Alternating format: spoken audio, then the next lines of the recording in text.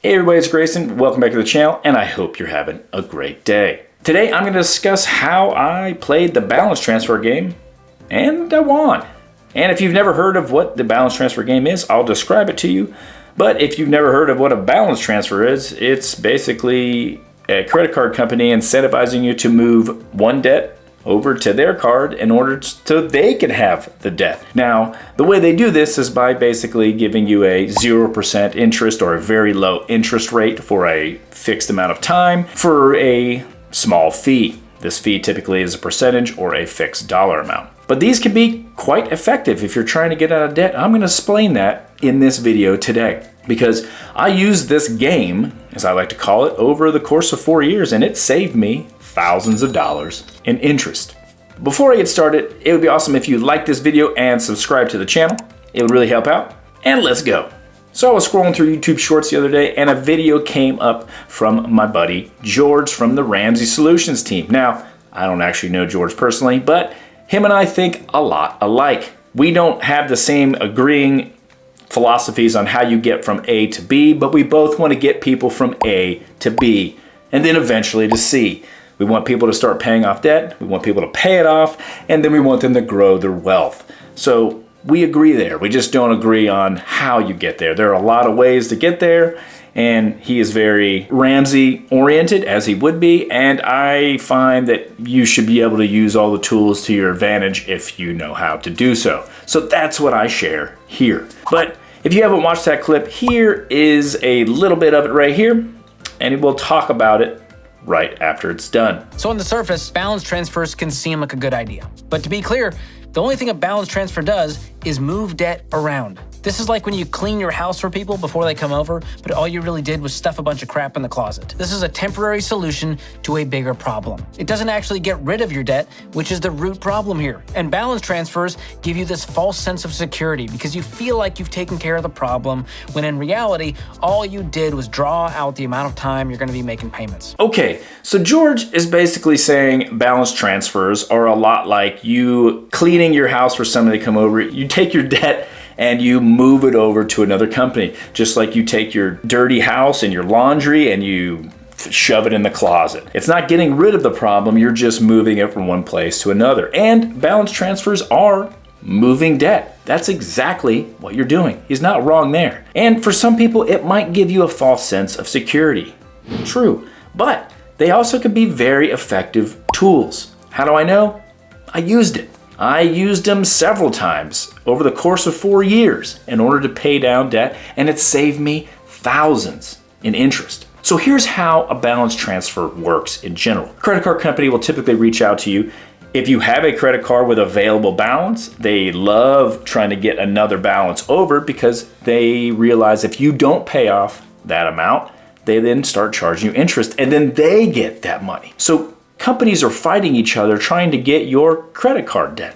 And if you are smart, you could take advantage of this. And that's exactly what I did. So I would often get a letter, and I still get them to this day, saying, hey, we got a great deal for you. We have 0% interest for 18 months if you can transfer over a balance. And then you'll get a fee of $5 or 5%, whichever is higher. Obviously, it's probably going to be the percentage.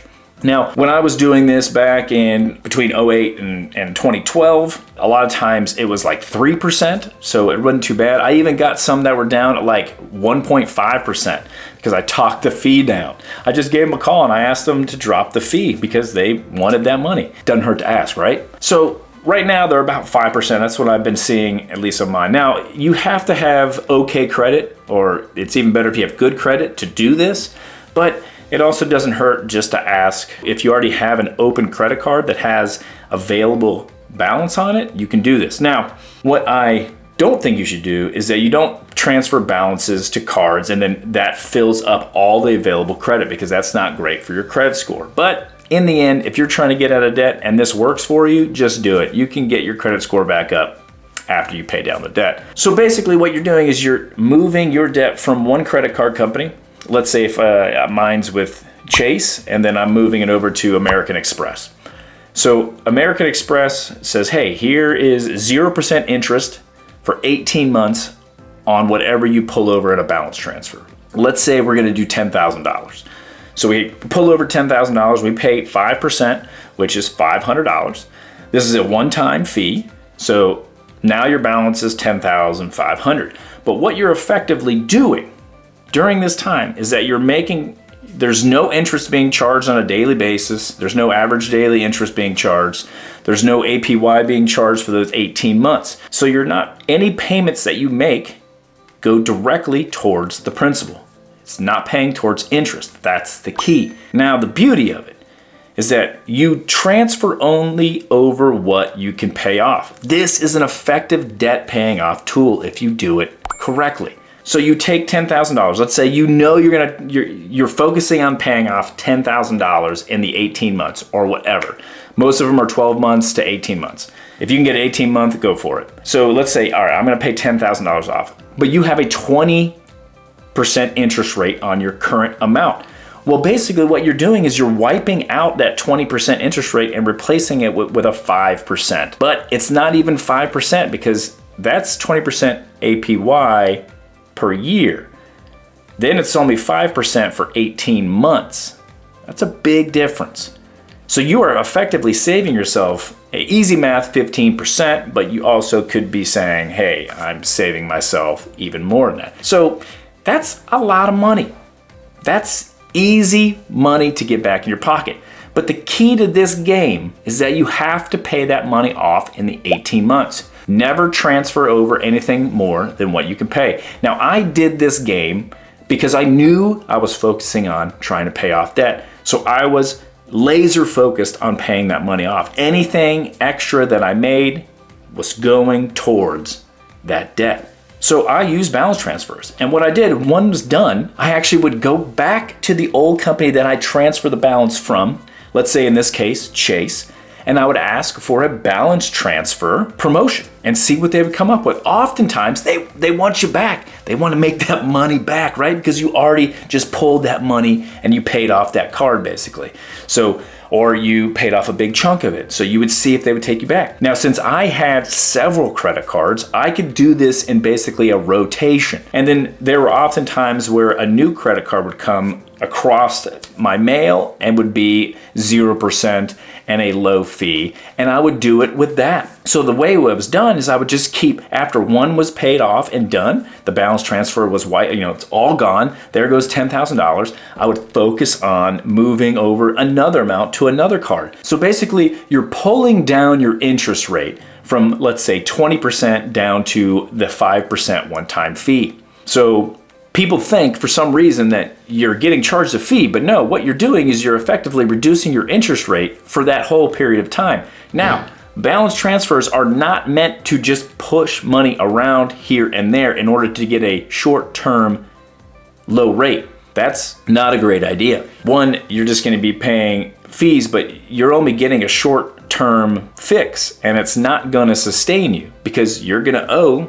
that money when the term is up. So I don't think you should be using balance transfers to just move money around. You're supposed to be using them to pay off the debt. And this is a way to do it by reducing your money. So everything you're paying is going towards that principal, and it really pulls down the debt so much faster. Over the 4 years, I ended up saving about $4,000 to $5,000 in interest alone that came back, and I was able to put that towards the principal, and it paid off the debt faster. And it was an effective game. I like to play games, and when I play, I like to play to win.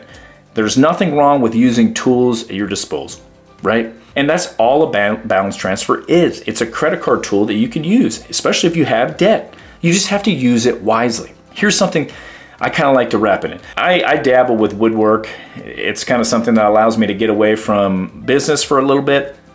I'm not great at it, but I enjoy it. So I have a table saw. And if you've never used a table saw before, they are very dangerous. You could lose a hand, you could lose some fingers, you could be impaled by a piece of wood that kicks back at you. There's a lot of things that could go wrong, but it's just a tool.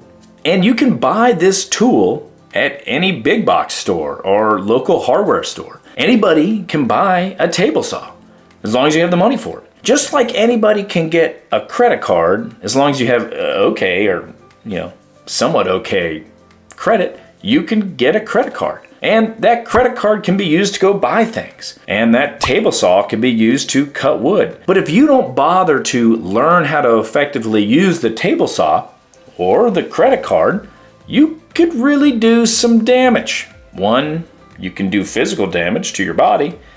And over here on the credit card, you can do financial damage to your whole money and net worth and financial house, if you will. But that's what a lot of people say. It's like, hey, nobody should have credit cards. Credit card companies are evil. They're not doing. You don't do that with a table saw company. You don't say, oh my gosh, you're evil for making something that could hurt somebody. Well, it can be used effectively. Many people use them effectively. I know how to use my table saw. I studied up on it. I understand the safety of it. But again, if you get careless, you can hurt yourself. It's the same thing with credit cards. So I don't blame the credit cards for stuff that I did with them. Just like if I do something stupid on my table saw and I get hurt, well, I can't blame the table saw. I have to blame my actions. So I kind of like to use it like that. If you know how to use a tool and you understand that it is just a tool in your toolbox, there's nothing wrong with using balance transfers. Go right ahead. Just use them effectively. So I don't really agree with George here. I don't think that you should be scared of balance transfers. If you're using it just to quickly give you a short-term interest rate cut, yeah, it's going to give you a false sense of security because you're going to get walloped when it's, after the 12-month or 18 months is over. But don't be afraid of using tools to get out of debt if that tool is going to save you money. Again, saved $4,000 to $5,000 by just using balance transfers that these companies were giving me. And the fee that I was paying wasn't adding anything on. I was going to be paying that anyway because guess what? That's what happens, as interest is added on. You're paying it. So it worked out for me. And the math worked. But again, this isn't really a math problem. This is a behavior problem. If you're dedicated to getting out of debt, and I hope you are, use the tools that can get you there the fastest. Doesn't matter what you use, but just use it effectively and use it to save you some money. So if you have tried the balance transfer game or played it and won, let me know in the comments below. I'd love to know if you've tried it and failed or you've tried it and succeeded. Because for me, it was a great tool and the credit card companies allowed me to use that tool, so I did. I appreciate you guys taking the time today to watch the video. I hope to see you next time on Wealth Bites, and I hope we're all just a little bit wealthier.